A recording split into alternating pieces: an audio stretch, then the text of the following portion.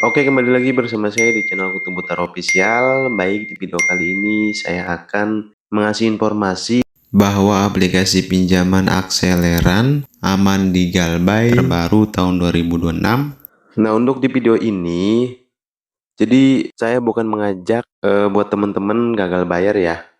Bukan juga buat menghindari kewajiban, akan tetapi sebagai edukasi supaya kalian gak salah langkah dan paham akan risikonya dan bisa mengambil keputusan dengan lebih bijak ya teman-teman. Nah, perlu teman-teman ketahui apa itu Galbay dan kenapa banyak orang yang takut ya. Nah, di sini teman-teman perlu ketahui Galbay atau gagal bayar adalah kondisi ketika peminjam tidak mampu membayar cicilan sesuai perjanjian ya teman-teman. Nah, di tahun 2026 ini, pinjaman online masih jadi solusi cepat buat banyak orang. Nah, di sini yang bikin orang cari kata aman di Galbay biasanya bukan karena mau kabur ya, teman-teman.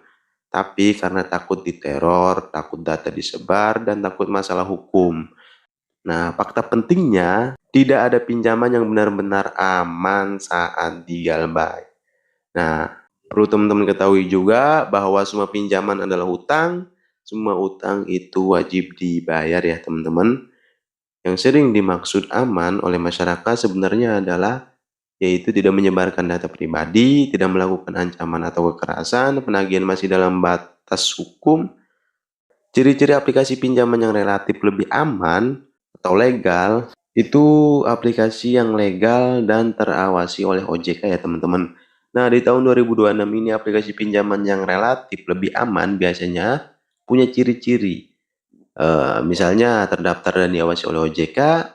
Nah, poin paling penting, aplikasi legal wajib patuh aturan penagihan. Lalu akses data terbatas. Nah, di sini buat aplikasi pinjaman legal itu tidak minta akses kontak, galeri, atau file pribadi berlebihan ya teman-teman.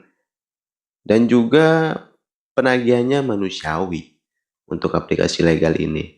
Masalah penagihan itu tetap ada, tapi tidak mengancam, tidak memaki, dan tidak menyebar data. Lalu ada layanan pelanggan yang jelas, yaitu bisa dihubungi melalui email resmi atau alamat perusahaan. Selanjutnya yaitu menyediakan opsi negosiasi seperti perpanjang tenor, cicilan ulang, diskon pelunasan. Nah, ini bukan berarti bebas resiko ya teman-teman, tapi lebih terlindungi secara hukum. Lalu gimana kalau sudah terlanjur Galbay? Apa yang sebaiknya dilakukan? Nah, di sini saya akan mengasih tahu buat teman-teman, ini bagian penting dan realistis. Yaitu teman-teman jangan panik dan jangan bikin salah ambil keputusan. Nah, di sini harus benar-benar diperhatikan ya teman-teman. Lalu cek status legal dan ilegal, penanganannya beda.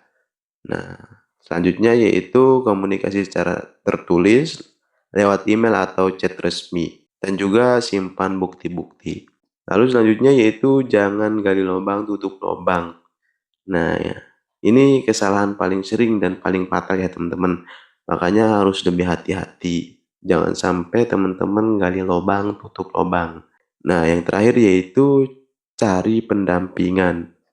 Nah, di sini bisa dari komunitas literasi, keuangan, atau bantuan hukum konsumen. Nah, oke, cukup sekian videonya. Jangan lupa like, komen, dan share. Oke, sampai jumpa di video selanjutnya. See you next time.